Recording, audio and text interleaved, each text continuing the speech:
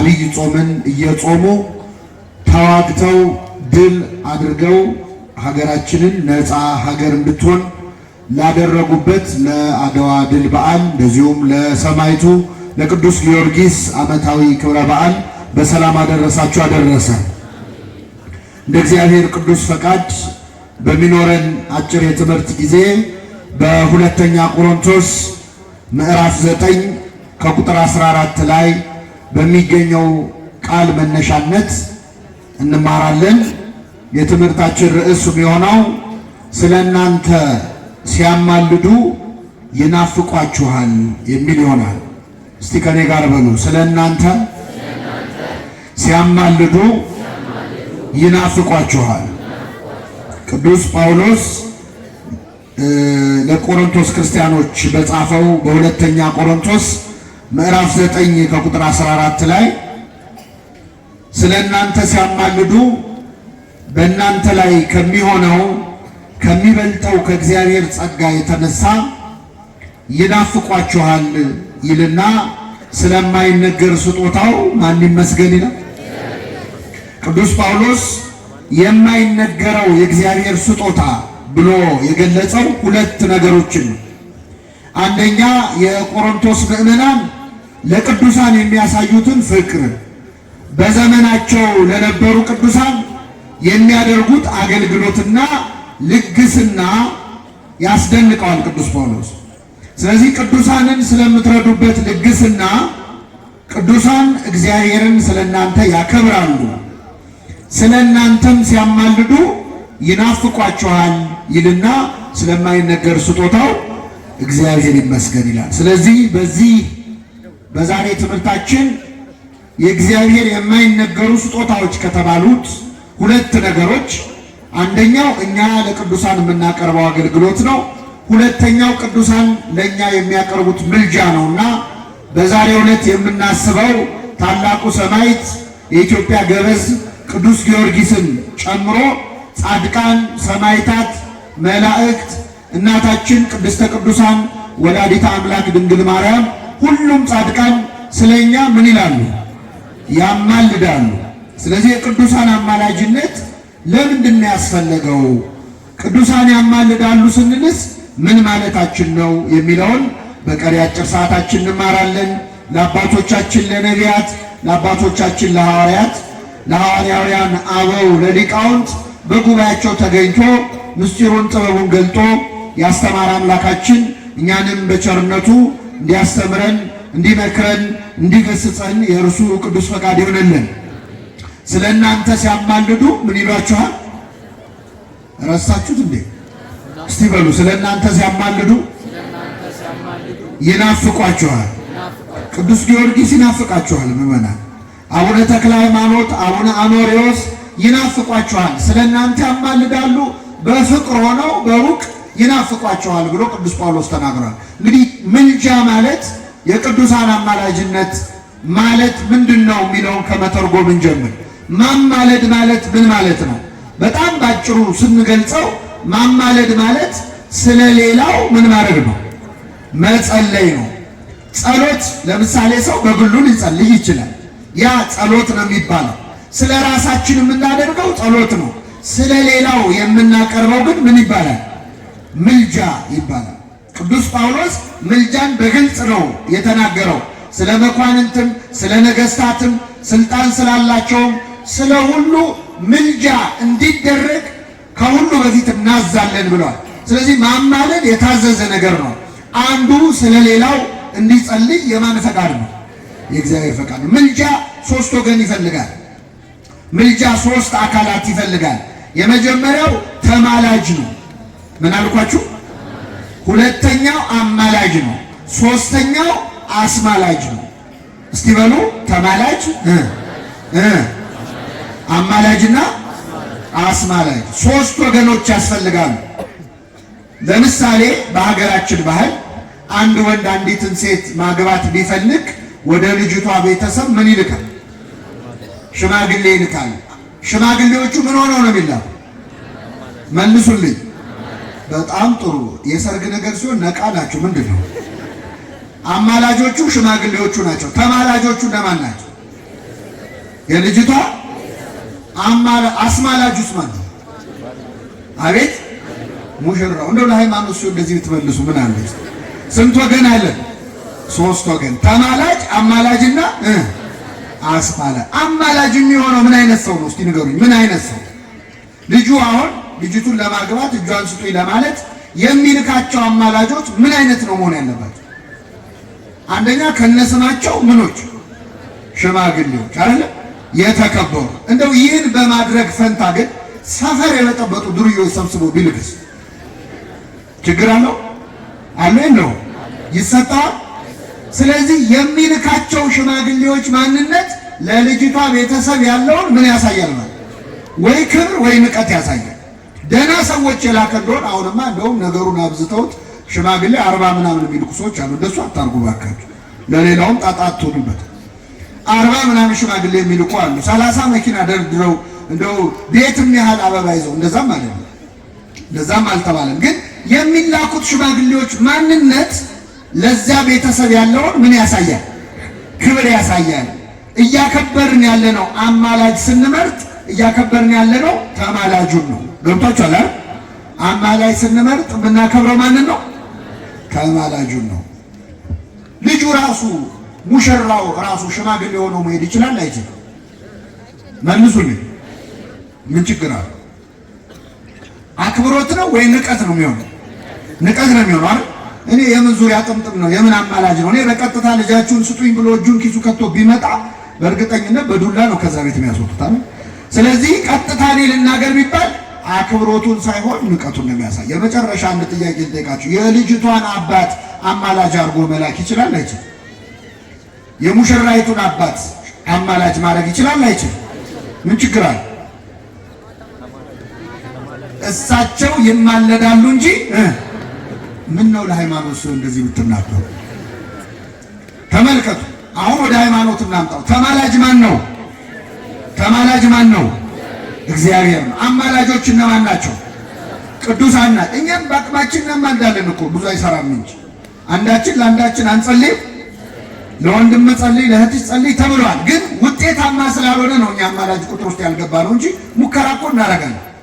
አማላጆች ቅዱሳን ናቸው። አስማላጆችስ እኛ ነን፣ ኃጢአተኞች ነን። ስንት ወገን አለ ማለት ነው? 3 ወገን። ወደ ልጅቷ ቤተሰብ አማላጅ ሲልክ የሚመርጣቸው ሽማግሌዎች ማንነት ለተማላጁ ያለውን አክብሮት ያሳያል አይደል? እግዚአብሔር ፊት የምንልካቸው አማላጆችም ለማን ያለንን አክብሮት ያሳያሉ?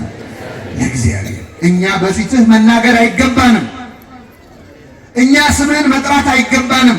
በፊትህ ሞገስ ያገኘች እናትህን፣ በፊትህ ሞገስ ያገኙ መላእክትህን፣ ጻድቃንህን፣ ሰማዕታትህን እነ ቅዱስ ጊዮርጊስን እነሱን ሰምተህ ማረን እባክህ እነሱን ምልጃቸውን ተቀበል ስንል እነሱን አማልዱን ስንል እያከበርን ያለነው ቅዱሳኑን ሳይሆን ማንን ነው? እግዚአብሔርን ነው። አንተ ፊትማ እኛ መቆም አይገባንም ነው። ገብቷችኋል አይደል? አዎ። የቅዱሳን አማላጅነት በነገራችን ላይ ቅዱሳንን ከፍ ማድረግ እግዚአብሔርን ዝቅ ማድረግ አይደለም። የእግዚአብሔርን ክብር ነው የሚገልጸው። እሱ ፊት መቅረብ ያለባቸው የተመረጡ ቅዱሳን መሆናቸውን ነው የሚያሳየው። ስለዚህ ወደ እግዚአብሔር የምንልካቸው አማላጆች ማንነት ለማን ያለንን አክብሮት ያሳያል? ለእግዚአብሔር ያለንን አክብሮት ያሳያል። ተመልከቱ። ቅዱሳን ያማልዱን ማለት ውስጥ ይህንን የመሰለ ሃይማኖት አለ። ከዚያ ውጭ እኔ በቀጥታ የምን አማላጅ ነው? እኔ በቀጥታ ልጠይቀው። እግዚአብሔር ሲጀመር ለምኑ ይሰጣቸዋል፣ መዝጊያን አንኳኩ ብሏል። አትለምኑኝ አላለም። ቅዱሳን አማልዱኝ ማለት እኮ እኛ አንጸልይም ማለት አይደለም። እኛም እንጸልያለን፣ እነሱም ስለኛ ምን ይላሉ? ይጸልያሉ። እግዚአብሔር የመረጠውን ምን ይላል? ይሰማል ማለት ነው። ከዚያ ውጪ የተማላጅነት ቦታ የማን ብቻ ነው? የእግዚአብሔር ነው። ቅዱሳን ያማልዳሉ ስንል ከእግዚአብሔር በታች ናቸው። ሁሉን ማድረግ የሚችለው ማን ነው እያለን ነው። ይህም ከነገርኳችሁ ለምን የቅዱሳን አማላጅነት አስፈለገ ለሚለው 4 ምክንያቶች በዛሬ ትምህርታችን ነግራቸዋል። የቅዱሳን አማላጅነት ለምን አስፈለገ?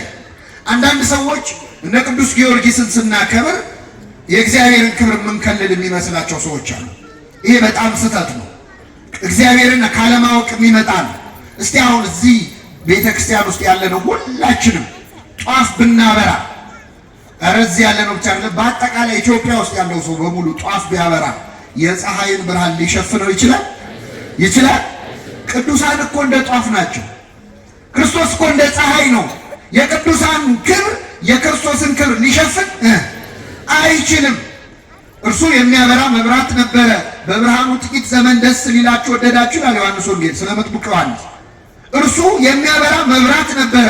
ቅዱሳን ማህቶት ናቸው፣ መብራት ናቸው። ክርስቶስ ግን ዘላለማዊ ብርሃን ነው፣ ፈረቃ የሌለበት ብርሃን ነው። በታላቁ ብርሃን ፊት ታናናሾቹ ብርሃኖች ስለበሩ የእሱ ክብር ይሸፈናል ማለት አይደለም። አሁን ዛሬ ቅዱስ ጊዮርጊስን ሰማዕቱን እናስባለን፣ እናከብራለን። ትዝ ይላችኋል፣ አንዲት ሴት ወደ ክርስቶስ መጣችና 300 ዲናር አውጥታ የገዛችውን ሽቱ ጠርሙሱን ሰብራ ከክርስቶስ እግር ስር አፈሰሰችው። እንባዋን አዘራች። ዘማ ነበረች፣ ኃጢአተኛ ነበረች፣ አለቀሰች። ባለሽቱ ማርያም ይህን ጊዜ ጌታ እንባዋን እየተቀበለ ያለ ይሁዳ እዛ ቦታ ላይ ቆሞ ነበረ። እንዴ ይህን የመሰለ 300 ዲናር የሚያወጣ ሽቱ እንዴት ይባክናል? ለድሆች ቢሰጥ እኮ ይጠቅም ነበር አለ። ለድሆች አስቡ አይደለም፣ ሌባ ስለነበረ ነው። ይህን ጊዜ ክርስቶስ ምን አለ? መልካም አድርጋልኛለችና ሴቲቱን ለምን ታደክሟታላችሁ? ስለምን ታዳክሟታላችሁ? ነገር ግን ይቺ ሴት ያደረገችው ለእርሷ መታሰቢያ እንዲሆን ወንጌል በሚነገርበት ስፍራ ሁሉ ይነገርላታል። እስኪ በሉ ወንጌል በሚነገርበት ይነገርላታል። ለእርሷ ምን እንዲሆን? መታሰቢያ እንዲሆን። የዚህ ሴት ታሪክ በዓለም ሁሉ ይነገርላታል አለ። ምንድን ነው ያደረገችው ይቺ ሴት? ጠርሙስ ሰበረች። ሽቱን ምን አደረገች? አፈሰሰች። ቅዱስ ጊዮርጊስ እኮ የሰበረው ጠርሙስ ሳይሆን አንገቱን ነው። ቅዱስ ጊዮርጊስ እኮ ያፈሰሰው ሽቱ ሳይሆን ምኑን ነው? ደሙን ነው። ሽቱ ያፈሰሰች ሴት ታሪኳ በዓለም ከተነገረ ደማቸውን ያፈሰሱ የነ ጊዮርጊስ ነገር ሊነገር አይገባም? ይገባል። በረከታቸውን ያሳድርብን። ስለዚህ የቅዱሳን አማላጅነት ለምን አስፈለገ ለሚለው 4 ምክንያቶች ነግራቸዋለሁ። የመጀመሪያው እኛ ኃጢአተኞች ስለሆንን ነው። እስኪ በሉ እኛ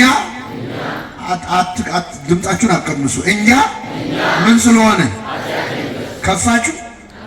እዚህ መሀል ኃጢአተኛ ያልሆነ ሰው አለ?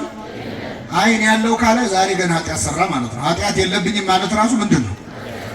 ኃጢአት የሌለበት አለ?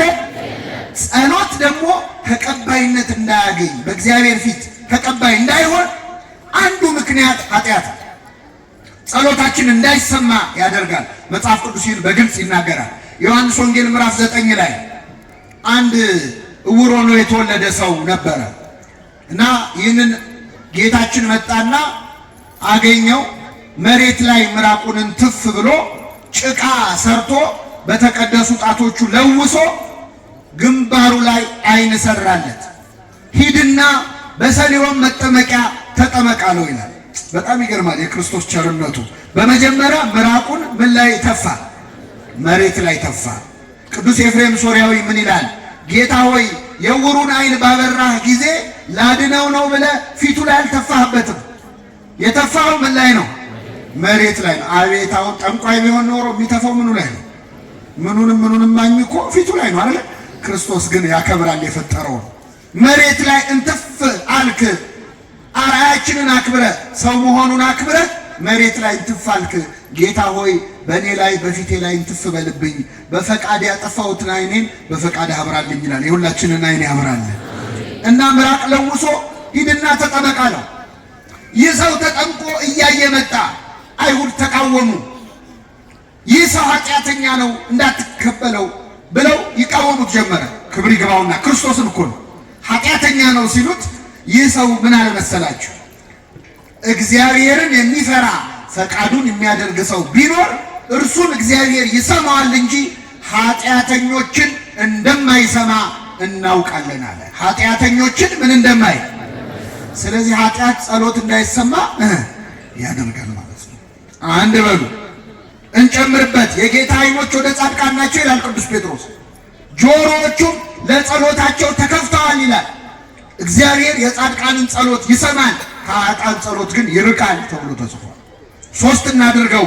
የጻድቅ ሰው ጸሎት በስራዋ እጅግ ኃይልን ታደርጋለች ማለት፣ የኃጥእ ሰው ጸሎት ግን ኃይል አታደርግም ማለት። ስለዚህ የመጀመሪያው ቅዱስ ጊዮርጊስ፣ ቅድስተ ቅዱሳን እመቤታችን፣ አቡነ ተክለ ሃይማኖት፣ አቡነ አኖሬዎስ አማልዱን የምንለው በተዘዋዋሪ እኛ ምን ስለሆነ ነው? መልሱ እንጂ ኃጢአታችን ጸሎታችን እንዳይሰማ ያደርጋል ያደርጋል። አሁን ብዙዎች የማይረዱት ይሄን ነው። አንድ ሰው የቅዱሳን ምልጃ ምን ያደርግልኛል ሲል በተዘዋዋሪ ኃጢአት የለብኝም እያለ ኃጢአት ጸሎት ተቀባይ እንዳይሆን ያደርጋል። ክርስቶስ ደግሞ ቅዱሳንን አማልዱኝ እንድንል እኮ ይፈልጋል። አሁን ብዙዎች ያልተረዱት ይሄን ነው። በዚህ በሉቃስ ወንጌል ምዕራፍ 6 ላይ ክርስቶስ በገሊላ ባህር ላይ አሳ ሲያጠምዱ ያደሩ ደቀ መዛሙርቱን አገኛቸው። ገና ሊጠራቸው ነው። ጴጥሮስ፣ ዮሐንስና ወንድሙ ያዕቆብ ማለት። ከዛ ሌሊቱን ሙሉ አሳ ሲያጠምዱ አድረው አንድም አሳ አልያዙ። ክርስቶስ መጣ። በስምዖን ጀልባ ላይ ቆሞ አስተማረ፣ ሰበከ። ሰብኮ ሲጨርስ የዮና ልጅ ስምዖን ሆይ አለው፣ መረቡን ወደ ጥልቁ ጣለው አለው። ሲለው ጴጥሮስ ምን አለ? ጌታ ሆይ ሌሊቱን ሙሉ አሳ ስናጠምድ አድረን አንድም አሳ እንኳን አልያዝንም አለ። አንድ አሳ አልያዝንም፣ ነገር ግን ስለ ቃልህ መረቡን እንጥላለን አለ። ስለምንህ? ስለ ቃልህ መረቡን እንጥላለን አለ። ጴጥሮስ እኮ 50 ዓመት አሳ አጥምዷል። 50 ዓመት ከ5 ዓመቱ ጀምሮ እስከ 55 ዓመቱ ማለት ነው አጥምዷል። ጌታ መጥቶ ሲነግረው እኔ አንተ ነህ እንደምትነግረኝ እኔ ስንት ዓመት ጥርሴን የነቀልኩበት ሙያ ነው አላለ። የጌታን ቃል ተቀብሎ መረቡን ወደ ጥልቁ ሲጥለው መረቡ በአሳ ተሞላ ይላል። ሊቀደድ ደረሰ። ይህን ጊዜ ጴጥሮስ ፈራ፣ ደነገጠ። ምን እንዳስደነገጠው ታውቃላችሁ? በዚህ ትልቅ ባህር ውስጥ አሳ የቱ ጋር እንዳለ ካወቀ በእኔ ውስጥ ያለውን ኃጢአትማ እንዴት ያውቅብኝ ይሆን ብሎ ፈራ። ከጌታ እግር ስር ተደፋና ይላል ጌታ ሆይ ኃጢአተኛ ነኝና ከእኔ ተለይ ያለው ይላል። እስኪ በሉ ኃጢአተኛ ነኝና ከእኔ ምን በል ተለይ። አሁን ጴጥሮስ የጠላው ክርስቶስን ነው ራሱን። አሁን እኛ በአንተ ፊት መጸለይ አይገባንም፣ ስለ ቅዱሳን ብለህ ማረን ስንል ክርስቶስን ጠልተነው አይደለም፣ የጠላነው ኃጢአታችንን። እግዚአብሔር ይህንን ትሕትና ይወዳል አይወድም? ይወዳል፣ ይፈልጋል። የቅዱሳንን ምልጃ ስንጠይቅ ደስ ይለዋል። አንድ የወንጌል ታሪክ ልንገራችሁና ወደ ሁለተኛው እመጣለሁ። አንዲት ሴት ልጇ ታመመባት። ወደ ክርስቶስ መጣችና ጌታ ሆይ ልጄን ማርልኝ፣ ጌታ ሆይ ልጄን ማርልኝ፣ ጌታ ሆይ ልጄን ማርልኝ ብላ ጮኸች። ኢየሱስ ግን ዝም አለ ይላል። ኢየሱስ ግን ምን አለ? ዝም አለ። ለምኑ ምን ይላችኋል ብሎ። አሁን ግን ዝም አለ። ክርስቶስ ዝም ሲል በጣም ደጋግማ ሴቲቱ ልጄን ማርልኝ፣ ልጄን ማርልኝ፣ ልጄን ማርልኝ እያለች ስትጮህ መጨረሻ ላይ ሐዋርያቱ ጌታ ሆይ ከኋላችን ትጮኻለችና አሰናብታት አሉት።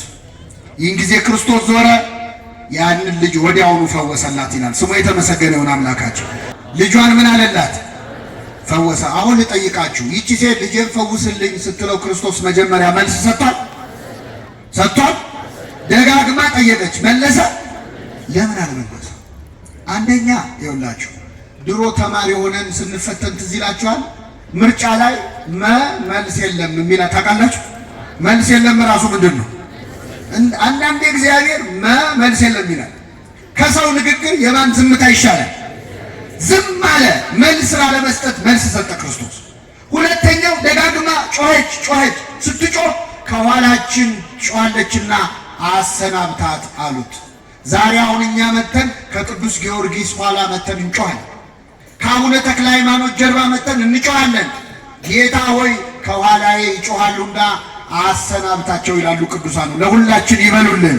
ቅዱስ ጊዮርጊስ ምን ይላል? ከኋላዬ ይጮኻሉና ምን በላቸው? አሰናብቱ። ስለዚህ የመጀመሪያው የቅዱሳን አማላጅነት ያስፈለገው እኛ ምን ስለሆነን ነው? መልሱ። ሁለተኛው ከእኛ ልመና በሉ እስኪ የቅዱሳን ልመና ስለሚሻል። እውነት ለመናገር የእኛ ልመና ይረባል? የታወቀ እኮ የእኛ ልመና እኮ የታወቀ ነው። ብንለምን ወይ ስራ ነው ወይ ትዳር ነው ወይ ሀብት ነው ትንሽ ልብ ያለው ሰው ጤና ይላል እንጂ የኛ ልመና እኮ ትንሽ። ከኛ ልመና የነማ ልመና ይሻላል? አንድ ልጅ ይገርማቸዋል። እሑድ ቀን ሰንበቴ ቤት አባቱ ይዘውት ሄዳሉ። ሕፃን ልጅ ነው እና ይዘውት ሄደው ቆሎ ይታደላል እና ቆሎ ሲታደል አንድ ሽማግሌ ናቸው የሚዘክሩት። ቆሎ ይዘው እዛ ሕፃን ፊት ይመጡና ዝገን ይሉታል። አይ እርሶ ዘግነው ይስጡኝ አለ። በጣም ደስ አላቸው። ምን አይነት ጨዋ ልጅ ነው ብለው ዘግነው ሰጡትና ከሄዱ በኋላ ከነከናቸው። ተመልሰው መጡና ምን ሆነ ነው ለምን አልዘገንክም? ለምን ዘግነው ይስጡኝ አልክ ሲሉት የእርሶ እጅ ትልቅ ስለሆነ ነው አለ። ከኛ እጅ የተክለ ሃይማኖት እጅ ይበልጣል አይበልጥም? ከኛ እጅ ቅዱስ ጊዮርጊስ ይበልጣል አይበልጥም? ቅዱስ ጊዮርጊስ በትልቅ እጁ ዘግኖ ለሁላችን በረከቱን ያደለ። የቅዱሳን ምልጃ ከኛ ጸሎት እሺ፣ አመስግኑ። የቅዱሳን ጸሎት ከኛ ጸሎት ይሻላል አይሻል? ምን የኛ ጸሎት እኮ ጥቃቅንና አነስተኛ እኮ ነው አይደል? ስለት ሲነገር ሰምታችኋል? የአብዛኛው ሰው ስለት እኮ ከስጋ አያልፍም፣ ከጊዜያዊ ኑሮ አያልፍም። አንድ ሰው የሰማዩን የሚለምን የለም እኮ። አንድ ሰው የነፍሴን አደራ የሚል የለም። ስራ የለኝም ስራ ሰጠኝ፣ ወይ ውጭ ሀገር ልሄድ ነበር ቪዛ ተመታልኝ። እኔ እንደው አሁን እዚህ ጎባ ያላችሁ ምዕመናን እንደው አይበቃም እንጂ እንደው በአንድ በትልቅ መኪና እንደው ወደ ግሸን ማርያም ሄደን ብንሳለም ደስ አይላችሁ?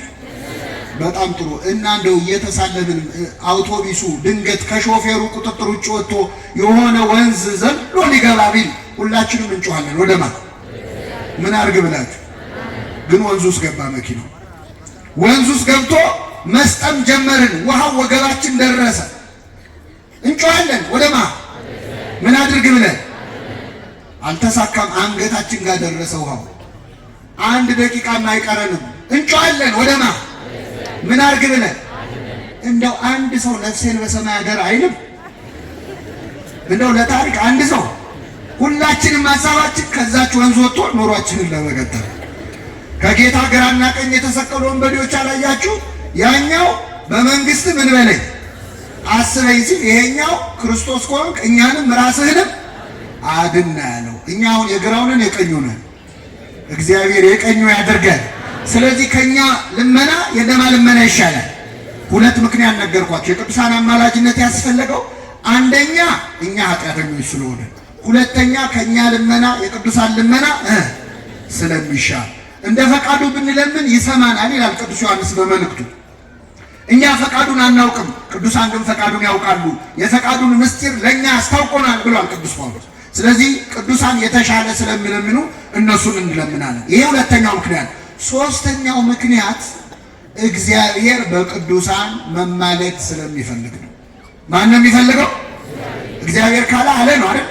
አዎ፣ እግዚአብሔር እኛ ቅዱሳንን አማልዱኝ አማልዱኝ እንድንል ይፈልጋል። በምን አወቅን? በመጽሐፍ ቅዱስ ነው። አኬት እናመጣው።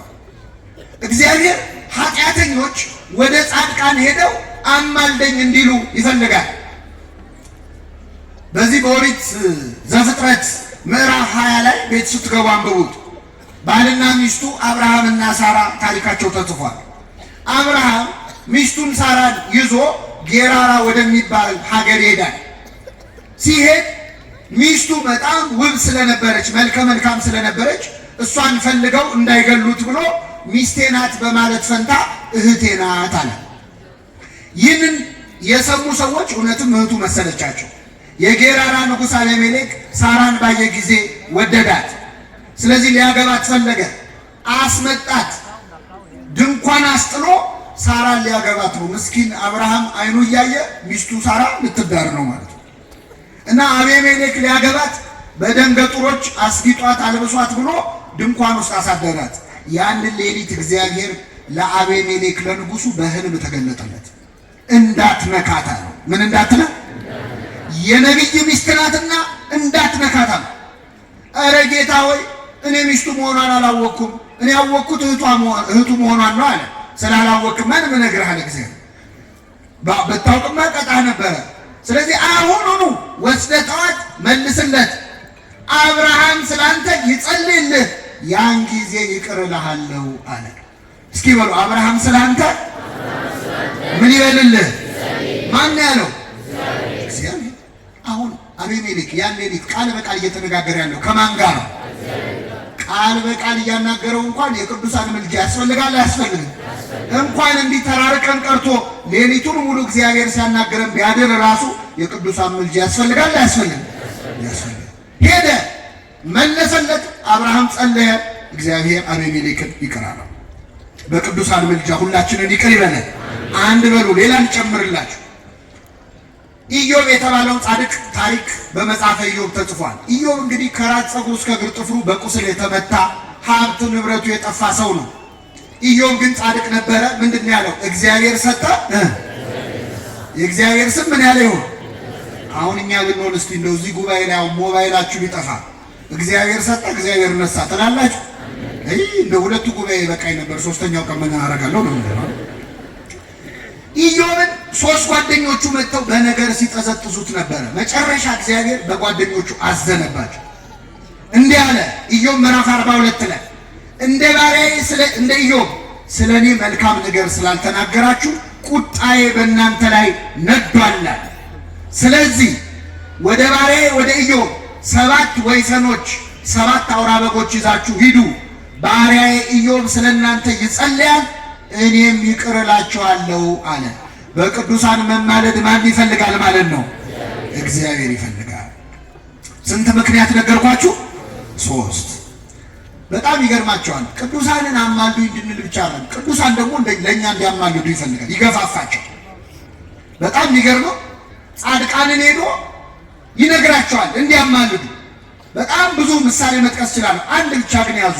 ኦሪት ዘጸአት ምዕራፍ 32 ቁጥር 32 እግዚአብሔር እስራኤላውያንን ከግብፅ ባርነት ነፃ ካወጣቸው በኋላ በሲና ተራራ ላይ ጥጃ ሰርተው ጣዖት ማምለክ ጀመሩ። ሙሴ ተራራው ጫፍ ላይ ወጥቶ ታቦት ይቀበላል፣ ጽላት ይቀበላል። እነሱ ታች ጥጃ ሰርተው ለጥጃ ይሰግዳሉ። እግዚአብሔር አዘነ፣ እንዲህ አለ፣ ሙሴ ሙሴ ሆይ ከግብፅ ምድር ያወጣኸው ሕዝብህ በድለውኛል አለ። ምንህ በድለውኛል? ሕዝቡ የማን ሕዝብ ነው? ተቀይሞ እኮ ነው ሕዝብህ አለ። ልክ እንዴት ነው አባታውን በልጁ ሲናደድ ይሄ ልጅሽን አታሳርፊውም ይላል አይደል? ልክ ቁጣ ነው። ስለዚህ ሕዝብህ በድለውኛል። ይህንን ሕዝብ አየሁት፣ አንገተ ደንዳና ሕዝብ ነው አለ። ትናንት ያረኩለትን መለስ ብሎ የማያይ ሕዝብ ነው። ስለዚህ ቁጣዬ እንዲቃጠልባቸው አጠፋቸው ዘንድ ተወኝ አለ። እስኪ በሉ አጠፋቸው ዘንድ ማን ነው የሚለው? ማንን ነው ተወኝ የሚለው? ሙሴ የእግዚአብሔርን እጁን መያዝ ይችላል? ተወኝ ላጥፋቸው ተወኝ አለ። እኔ ይህ ሕዝብ ከጠፋ ምን ሆናለሁ ብለህ እንዳታስብ፣ አንተን በሌላ ሕዝብ ላይ መሪ አደርግሃለሁ። እኔ ግን እንዳጠፋቸው እባክህ ተወኛል። ሙሴ ምን አለ? ጌታ ሆይ ለእኛ አይደለም ለስምህ ብለህ አለ። ሕዝቡን ከግብፅ ባርነት ነፃ አውጥቶ በበረሃ ፈጃቸው ብለው አሕዛብ በስምህ ይዘብቱ፣ ግድ የለም ለእኛ አይደለም ለስምህ ብለህ ለአብርሃም ለይስሐቅ ለያዕቆብ የገባውን ቃል ኪዳን አስብ። እነሱን ከምታጠፋስ እኔን ከሕይወት መጽሐፍ ምን በለኝ ደምስሰኛል። እግዚአብሔርም ለሕዝቡ ሊያደርገው ከነበረው ጥፋት ሁሉ ራራ ይቅርም አላቸው ይላል። ስሙ የተመሰገነ ይሁን። ይቅር አላቸው። በማን ምልጃ? አመስግኑሽ። በማን ምልጃ? አሁን የምጠይቃችሁ ምዕመናን፣ እግዚአብሔር ማጥፋት ከፈለገ ለምን ለሙሴ ይነግረዋል? ሙሴን አስፈቅዶ ነው ስራ የሚሰራው? ለሙሴ ምን እንዲያደርግ ነው የነገረው? እንዴት ነው አባታውን ዱላ ያነሳና ይሄን ልጅሽን ልገለው ነው ይላል አይደል? ለምን አይገለውም? ለምን ፉከራ ነው? ተው እንዲባል እኮ ነው እግዚአብሔር ለሙሴ የሚነግረው። ሙሴ ስለ ሕዝቡ ምን እንዲል ነው እንደሚጸልይ ስላው። ለኛ ቢሆን አይነግረንም እግዚአብሔር። አሁን እስቲ ለኛ ቢነግረን፣ አሁን እግዚአብሔር ተገልጾ እነገሌን እኮ ላጠፋቸው ነው ምን ይመስላችኋል ቢላችሁ ምን ነው?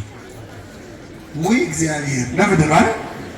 አንተንም አበሳችሁ፣ አንተ መረረ።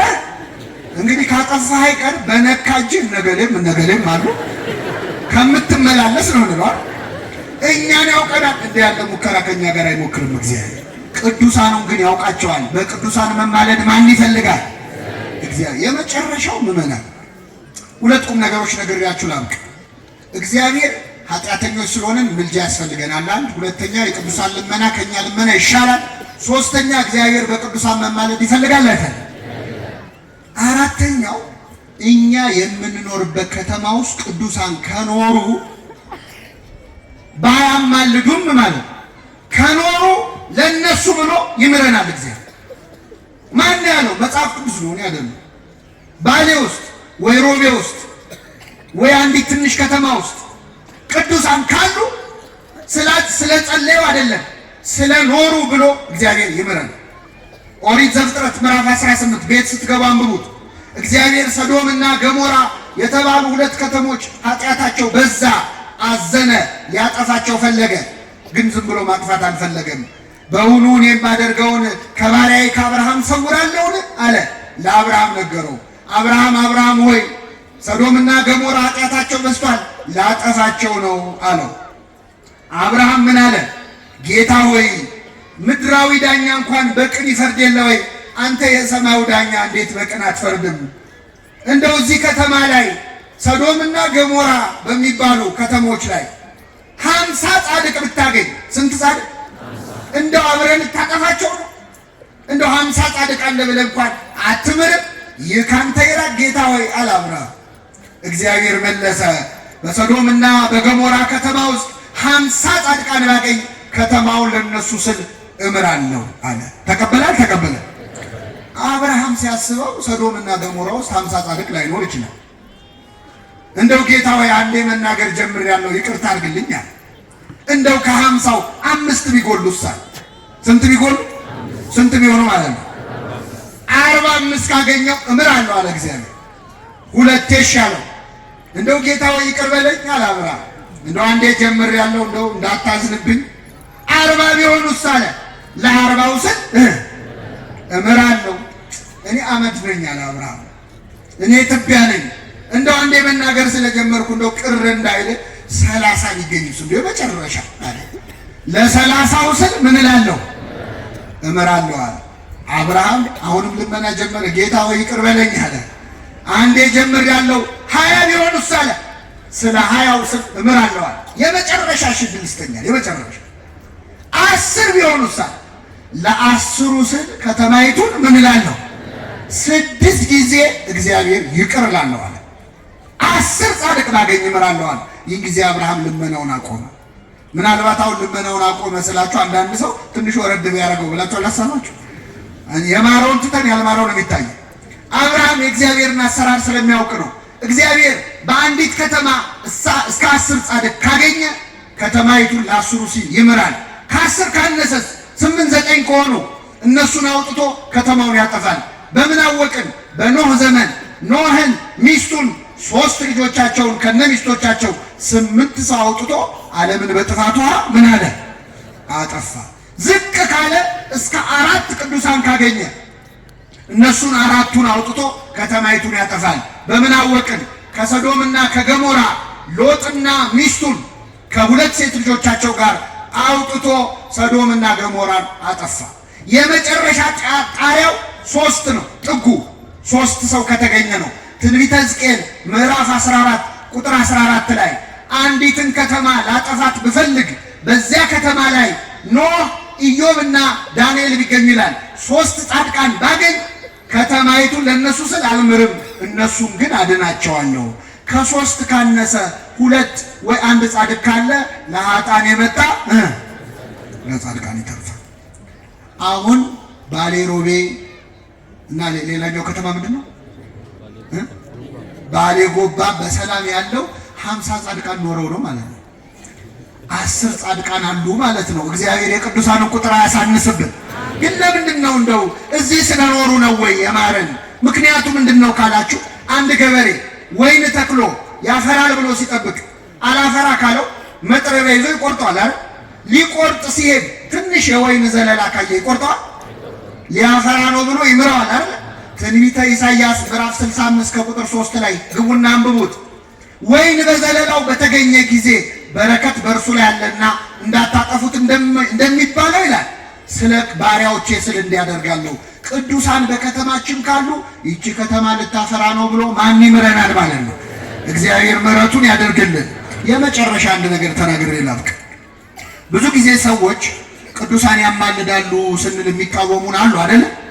መጀመሪያ 2 አይነት ነው ጥያቄያቸው። መጀመሪያ ምን ይላሉ? እስቲ መጽሐፍ ቅዱስ ላይ ቅዱሳን ያማልዳሉ የሚል ካለ አሳየኝና ዛሬውን ኦርቶዶክስ ሆናለሁ የሚል ሰዎችም አሉ አይደል? አዎ እንዲህ ሲሉ ፍጥጥ ብለው ሲሉ ዕውቀት የሌለው ሰው እንዲማ ያፈጠጡት ባይኖር ነው ብሎ ይፈራል።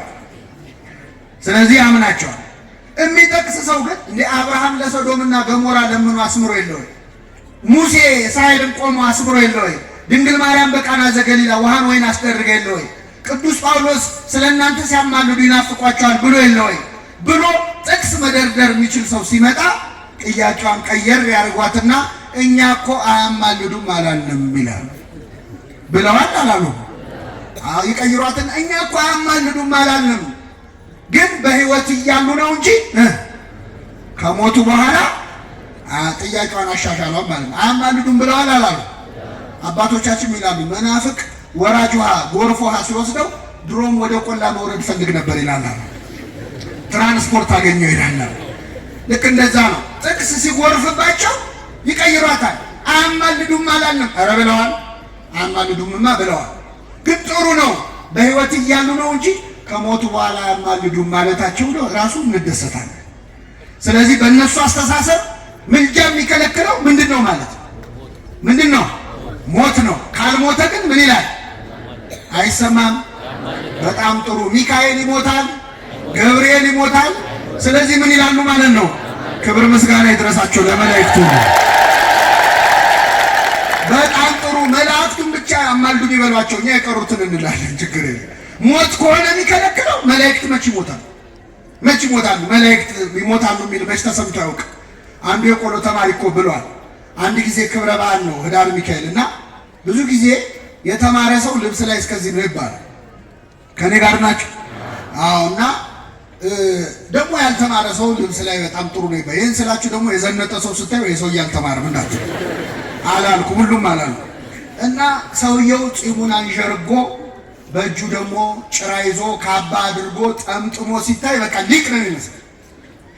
ምዕመናን መቼስ የምናየው ፊቱን አይደል? ቤተ መቅደስ ሲገባ ግን በቃ የቤተልሔም እንስሳት ትንፋሽ ነው የሚገብረው፣ ምንም አያውቅም። እና ማህሌቱ ላይ የለበት፣ ቅዳሴው ላይ የለበት፣ ግን አለባበስ ይችላል፣ ምዕመናን መንከባከብ ይችላል። ታዲያ ዳር ሚካኤል ሌሊቱን ማህሌት ተቆሞ ሲወጣ አባ እኔ ቤት ሂዱ እኔ ቤት ሂዱ ብለው ምዕመናን ተሻምተው ሲወስዱ ይህንን ሰውዬ ይዘውት እንዳማረበት እንደጠመጠመ እንደለበሰ ያስገቡታል ቤቱ ማለት ነው። ሌሊቱን ሙሉ ማህሌት ሲቆም ያደረው መሪጌታ የተማረውን ሊቅ ደግሞ መሬት ላይ ተቀመጥ ይሆናል። ብዙ ጊዜ የተማረ ሰው ቦታው መሬት ላይ። ከዛ ድግስ ቀረበ። ከዛ ሴቲቱ ምግብ እያቀረበች እንደው አባ አለችው ይህንን የጠመጠመውን ያማረበትን ሰው እንደው የዛሬው በዓል ሚካኤል ምን ያደረገበት ቀን ነው አለች። ችግር መጣ አይደል? ችግር የለም ወጡን አድርሽና ተመለሻለሁ፣ ስትመለሽ ነግርሻለሁ። ከዛ ይሄን የቆሎ ተማሪ አንተ ምን የሆነበት ነው ዛሬ? ተሜ ተንኮለኛ ነው በጆሮ ነገራቸው። ከዛ ሴቲቱ መታ ስትጠይቅ በረከቱ ይደርብን ቅዱስ ሚካኤል የሞተበት ቀን ነው አለ። ተማሪው ብሎ ጮኸ። ዘይተሰማ ተሰማ ወዘይተገብረ ተገብረ፣ ያልተሰማ ተሰማ ያልተደረገ ተደረገ። ሚካኤል ደግሞ መቼ ነው የሞተው ብሎ አደበላለቀው ማለት ነው። ሐሳቡ ምንድነው? መላእክት ይሞታሉ። ስለዚህ መላእክት ምን ይላሉ ማለት ነው? ያማልዳሉ። ሞት ከሆነ ምልጃ የሚከለከል። ሁለተኛው ግን አሁን ጊዮርጊስ ሞተ ብለን እኛ ቋሚ ልንሆን ነው? እንደው አናፍርም? ጊዮርጊስ ነው የሞተው፣ እኛ ነው የሞተው። እና አሁን የድሩ ድክመን ነው እንጂ አሁን እኛ አለን እኛንን ሕያዋን። መጽሐፍ ቅዱስ እኮ ሙታን የሚላቸው ጻድቃንን አይደለም። እኔ የአብርሃም የይስሐቅ ያዕቆብ አምላክ ነኝ የሕያዋን አምላክ ነኝ እንጂ የሙታን አይደለሁም ይላል። የምን አይደለው? ግን የአብርሃም የይስሐቅ ብሏል። አብርሃም ይስሐቅ በስጋ ሞተዋል አልሞቱም? ሞተዋል፣ ግን ሕያዋን ናቸው። ቅዱሳን ቢሞቱ ሕያዋን ናቸው። ኃጢአተኞች ቢኖሩ ሙታን ናቸው። ሰው በኃጢአት ከኖረ ንስሐ እስካልገባ ድረስ ሙት ነው። ጊዮርጊስ ነው የሞተው ወይስ እኛ ነን? እኛ ነን እኮ። ጊዮርጊስማ ሕያው ነው። ሊሄድ ከክርስቶስ ጋር ልኖር ናፍቃለሁ ነው ያሉ ቅዱሳኑ። ከክርስቶስ አጠገብ ሲሆኑ ሙት እንዴት ይሆናሉ? እንደውም ይጸልያሉ ይለምናሉ እንጂ። እንደውም አባቶቻችን የጻድቅና የዶሮ ክብሩ ከሞተ በኋላ ነው ይላሉ። ዶሮ አሁን በሕይወት እያለች እናከብራታለን። ሳሎን ስትገባ ምንድን ነው የምትሉት? እሺ ትላለች። ከታረደ በኋላ እሺ ትላለች። እሺ ነው የምትሉት አይደል? አዎ ከበናል የምንንከባከባት። ቅዱሳን በሕይወት ሳሉ ይንከራተታሉ፣ ይሰደባሉ። ከሞቱ በኋላ ግን ክብራቸው ከፍ ያለ ነው። ክብራቸው ከፍ ያለ ነው። በጥቅስ እናስደግፈውና እናብቃ። ዮሐንስ ራእይ ምዕራፍ 6 ከቁጥር 10 ራእይ ምዕራፍ 6 ከቁጥር 10 ላይ ስለ ክርስቶስ መስክረው የታረዱትን ነፍሳት አየኋቸው አለ ቅዱስ ዮሐንስ። በቀደም ዕለት ምስራቅ አርሲ ላይ የሞቱትን አያቸው ዮሐንስ። እዚያ ሊቢያ በረሃ ላይ ተንበርክከው ብርቱካናማ ለብሰው የታረዱትን ትዝ አሏቸው አይደል? ምን ለብሰው የሆነ አሁንም ብርቱካናማ? እኔ አላየኋቸውም፣ ዮሐንስ ግን አያቸው። አየኋቸው አለ። አቤቱ የሰራዊት ጌታ እግዚአብሔር ሆይ እስከ መቼ አትፈርድም? ደማችንስ በምድር ላይ እስከ መቼ ይፈሳል ሲሉ ሰማኋቸው። እንደነሱ የሚታረዱ የሌሎች ነፍሳት ቁጥር እስኪሞላ ድረስ ለጥቂት ጊዜ እረፉ ተባሉ። ነጭ ልብስም ተሰጣቸው ይላል። ክብር ምስጋና ይድረሰው አምላካችን። ሰማዕታቱ ምን ተሰጣቸዋል? ነጭ ለብሰዋል በሰማይ ስለኛ። አሁን ይልመና ያቀረቡት በሕይወት እያሉ ነው ከሞቱ በኋላ። አቤት እስቲ አንተ አረፍ በል የሚባለው የቆመ ሰው ነው አይደል? ለጥቂት ጊዜ እረፉ እስኪባሉ በሰማይ ሰማዕታት ይጸልያሉ። ቅዱስ ጊዮርጊስ ስለ ሁላችን ይለምንልን፣ የሰማነውን በልቡናችን ያሳድርብን።